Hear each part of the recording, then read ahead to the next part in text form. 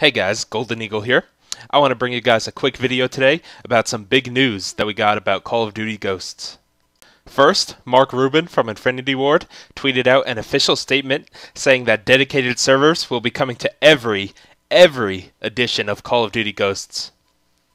It was previously only announced that the Xbox One would have dedicated servers using the power of the Xbox One Cloud service, but now every version of the game will have them, including both next-gen versions for Xbox One and PS4, the PC version, and the current-gen versions for Xbox 360 and PS3. In case you guys don't know what dedicated servers are, I'll explain a little bit about them. So you guys all know how the connection currently works in Call of Duty now. The game chooses one person in the lobby to be the host, and everyone else's connection is based on that of the host. So while the host theoretically has an almost perfect connection, everyone else in the game is lagging a few milliseconds behind the host.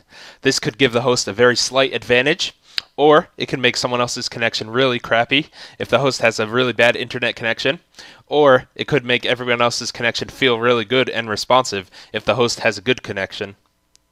Now, what a dedicated server is basically a computer with a really good connection that acts as the host rather than choosing a player from the lobby to be the host. What this does is make it so that, for the most part, everyone in the match has a good connection and is on an even playing field. Do dedicated servers eliminate 100% of lag? No, of course not, but they do represent a great improvement over the current system we have now. Actually, Ghosts will have a hybrid system of dedicated servers in addition to listening servers. Listening servers are the current system we have now that chooses a player as the host. So the game will determine which connection to connect you to based on what will give you optimal performance. And also, if the dedicated servers from Infinity Ward ever go down or have problems, we will still be able to play the game the same way we do now. So, moving on to the other news from Ghosts. In another tweet, Mark Rubin suggested that sometime after the game comes out, the Infinity Ward will look to implement a server browser for rentable servers in Ghosts. Most likely this feature will be just on PC, but it could come to consoles eventually as well. Basically, this is the same system that Battlefield uses, so those of you who play Battlefield will recognize this immediately. What happens is that you can pay a fee to Infinity Ward to host your own dedicated server on Ghosts. This will allow you to set up and customize many different rules of the game. You can choose which maps, weapons, or maybe even perks and attachments to include and exclude from the game. You could set up which game types to play and what the rules of them will be.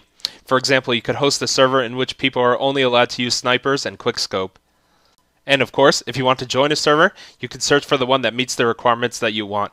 Like for example, if there's a map in Ghosts that you really hate, you can search for servers that do not include that map. I think that this sounds like an interesting feature for Ghosts, but there could be both good and bad elements to it.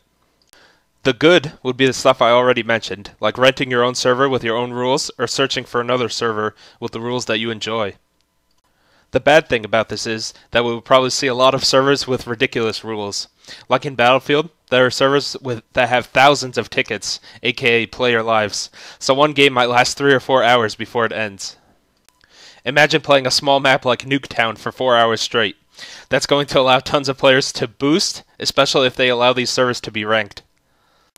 You could get like 600 kills in one match, or more baby, and boost for prestige levels. But this is just my speculation. We probably won't see these rentable servers for a few months, at least, and like I said, they might only be on PC. We'll have to see what happens. So, that does it for this video, guys. Let me know what your opinions are about the dedicated servers and rentable servers on Call of Duty Ghosts. Also, tell me which console you plan on getting the game for. Thanks for watching, guys, and I'll see you next time.